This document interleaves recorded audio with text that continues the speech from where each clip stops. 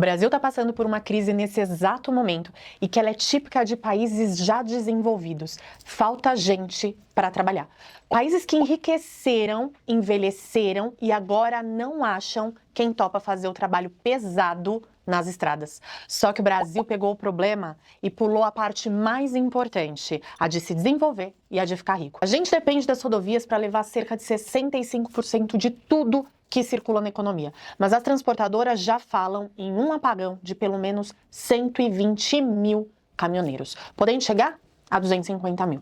E se você acha que isso é problema de transportadora, você vai se surpreender, porque a raiz disso é a mesma coisa que faz o seu salário render cada vez menos todo mês. Então já deixa o like, compartilha com alguém que precisa ouvir essa conversa e ajuda esse vídeo a sair da bolha.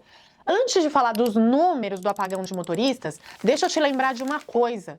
Em 2018, 10 dias de greve dos caminhoneiros foram suficientes para parar o Brasil. Teve posto sem combustível, supermercado com prateleira vazia, avião no chão, indústria parando linha de produção e o próprio Ministério da Fazenda estimou na época um prejuízo direto de 15 bilhões de reais só naqueles dias, o equivalente a 0,2 ponto do PIB. Tem outros levantamentos posteriores que calculam que o impacto total pode ter chegado perto de 50 bilhões de reais, somando agronegócio, indústria, comércio e serviços. Ou seja, o café que você toma de manhã, o remédio que está na sua gaveta, a comida do mercado, o combustível que você põe no seu carro. Se o caminhão não roda, nada disso chega na sua casa. Uma pesquisa da NTC e Logística mostra que 88% das empresas de transporte tem dificuldade para contratar motoristas. E entre as que têm frota ociosa, a média é de 8 caminhões parados por empresa. As estimativas de entidades do setor, elas falam de pelo menos 120 mil motoristas em falta e o próprio presidente da CNTC já falou em até 250 mil. Em 10 anos, o Brasil perdeu cerca de 1,2 milhão de motoristas de caminhão habilitados. O número, ele caiu de 5,5 milhões para 4,3 milhões. A categoria está envelhecendo e os jovens quase não entram. Os levantamentos mostram uma profissão cada vez mais velha, com uma parcela enorme de caminhoneiros acima de 50 e 60 anos e pouquíssima renovação entre os mais novos. E aqui eu quero tomar muito cuidado. O problema não é o caminhoneiro e muito menos o filho do caminhoneiro. Por décadas, foi esse trabalho que colocou comida na mesa de muita gente, pagou escola, comprou casa e fez o Brasil inteiro funcionar. O que eu quero discutir não é se o filho deveria ou não deveria seguir a profissão. É o que significa quando um pai que sustentou a família diz: meu filho vai fazer qualquer coisa menos o que eu faço. Porque um sujeito que rodou o país inteiro, que segurou tudo na estrada, não quer que o filho repita o caminho. A resposta para isso não está só no transporte. Ela está numa promessa que o Brasil fez e não conseguiu cumprir lá atrás. O Brasil vendeu uma ideia que parecia perfeita. Coloca todo mundo na faculdade e o país inteiro sobe de patamar. Expandiu vaga, criou financiamento, multiplicou a universidade e martelou na cabeça de uma geração inteira que diploma era o único elevador social que existia. E naquele contexto de boom de commodities que estava sendo puxado pela China, aquilo até fazia sentido. O país crescia, a exportação bombava, a sensação era que o Brasil estava voando. Só que o mundo mudou.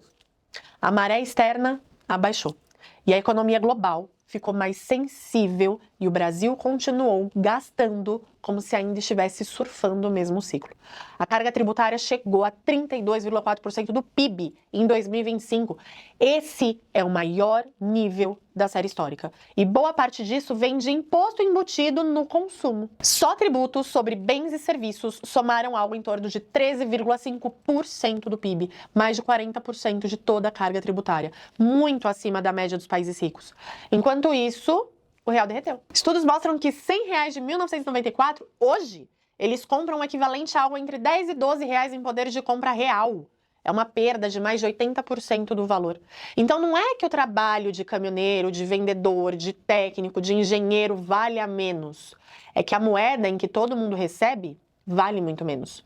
Segundo o Diese, o salário mínimo necessário para uma família de 4 pessoas cobrir o básico hoje, ele passa de R$7 mil. Algo em torno de 4,5 vezes o salário mínimo. E ao mesmo tempo, 82% das famílias brasileiras estão endividadas. Esse é o maior nível da série da CNC. Segundo o Datafolha, 45% dos brasileiros tiveram que buscar uma renda extra nos últimos meses para poder conseguir fechar as contas. O país inteiro rodando o aplicativo à noite, fazendo bico no fim de semana, vendendo online depois do expediente para tentar fazer o que uma geração atrás fazia com um salário só. E muitos caminhoneiros, inclusive, estão fazendo a mesma conta que o pedreiro, o engenheiro e o professor fizeram. Se aqui o esforço não fecha a conta, eu tenho em outro lugar. Hoje o Itamaraty estima que 5,29 milhões de brasileiros já vivem fora do país. O maior número da série. Gente que aceita mudar de carreira, aceita mudar de função, de status, em troca de moeda forte e custo de vida mais previsível. Ou seja, o problema nunca foi o trabalho de caminhoneiro. O problema é que no Brasil, nenhum trabalho de estrada, de escritório ou de diploma consegue acompanhar o custo de viver aqui quando você soma imposto, inflação e juros. Então, concluindo, o Brasil é um país rodoviário sem motorista. Tem caminhão sobrando, tem carga sobrando, tem estrada lotada, mas falta gente disposta a colocar o pé na estrada pelo que o trabalho rende hoje. Isso não é crise de vocação, é crise de ambiente econômico. Porque quando a carga tributária come 1/3 do PIB e a moeda perde mais de 80% do valor em 3 décadas, ninguém prospera de verdade. Nem quem dirige o caminhão, nem quem contrata o frete, nem quem depende do frete para vender. Todo mundo trabalha mais, todo mundo entrega mais. E no fim do mês, todo mundo se pergunta para onde foi o dinheiro. E é aqui que entra o ponto que eu defendo há mais de 20 anos. No Brasil, ser bom no que você faz não é suficiente. Você precisa aprender não só a ganhar dinheiro, mas a proteger o dinheiro também. São duas habilidades totalmente diferentes. E o Brasil só te ensinou a primeira. Diversificação internacional é isso, é não deixar que tudo que você construiu dependa de uma única moeda, de um único país e de decisões que você não controla. Porque se todo o seu dinheiro está no Brasil, você não tem patrimônio, você tem fé. Fé de que o governo não vai errar, de que a moeda não vai derreter e de que o país não vai inventar mais uma crise do nada. Só que aqui, quando dá errado, e você sabe, quase sempre dá. A conta nunca fica com quem fez a bagunça. Ela fica com quem confiou demais. Diversificação internacional, ela não é opção, gente, ela é obrigação, é legítima defesa. Ou você se protege em dólar, ou fica refém do mercado brasileiro. Eu faço isso há mais de 21 anos. Clica no link da descrição, no Invista Comigo e fala com o meu time.